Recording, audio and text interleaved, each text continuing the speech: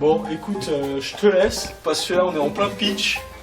C'est ça, c'est ça. Allez, je te fais de la bise. Salut les spots. La dernière fois que je vous ai laissé, c'était juste avec le tableau posé. Entre temps, il y a eu des évolutions. J'ai rajouté des goulottes, protégé la descente de câble et la montée de fil. Maintenant, on va s'attaquer à l'alimentation du tableau. Il nous faut une phase en noir, pour le neutre du bleu et ensuite pour la terre du vert jaune. Donc pour pouvoir alimenter mon tableau, je vais devoir connecter mon alimentation aux borniers qui sont là. Neutre qui est à gauche et phase qui est à droite. Pour ça, je vais devoir utiliser du fil souple. On peut le tortiller comme on veut, comme ça il n'y a pas de force sur les borniers. Donc première étape, alimentation des borniers.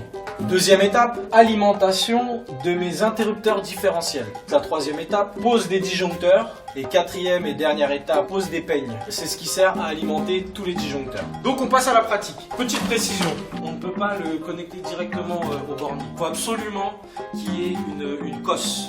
Là on va connecter la terre au bornier de terre. Surtout ne venez pas tendre le câble. Laissez-lui un peu de souplesse et laissez un petit peu de mou. La petite cosse sur le fil. Là par contre vous voyez on va pas jusqu'au bout, donc il va falloir dénider encore un petit peu pour que ça vienne vraiment à fleur. Donc voilà, je mets le petit bout, voilà, et là vous pouvez voir ça vient à fleur. On peut serrer, hop, un petit poinçon, deux petits poinçons, le fil est maintenant et on vient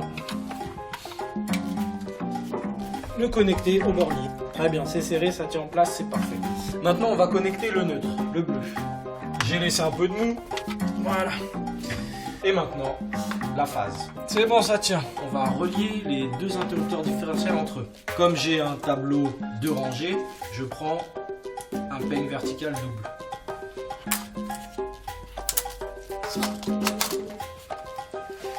Donc maintenant qu'on a connecté l'alimentation au bornier, qu'on a connecté les interrupteurs différentiels entre eux, ils font faire la jonction entre l'alimentation et les interrupteurs différentiels.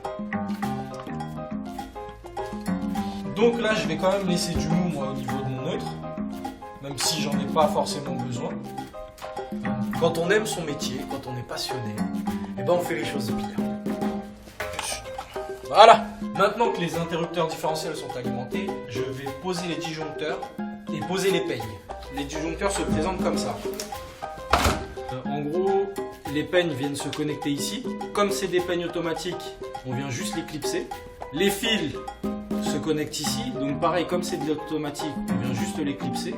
Et ensuite, pour l'accrocher au rail, on utilise la petite languette là qui est derrière. Donc il suffit juste de venir le clipser là. Si ça vient pas, on tire sur la petite languette en bas. Hop, et voilà, et il est clipsé et il bougera plus. Après la pose des disjoncteurs, on va poser les peignes.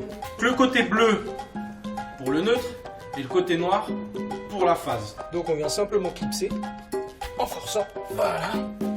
Donc bleu, neutre et phase noir. Bien sûr ici, soit on rajoute des disjoncteurs, soit on coupe.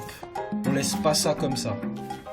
Bon les spots, maintenant que le tableau est alimenté, il restera plus qu'à alimenter l'appareillage, donc les prises et les luminaires. Mais pour ça, je vous vois dans une autre vidéo. Merci les spots, ciao et partagez.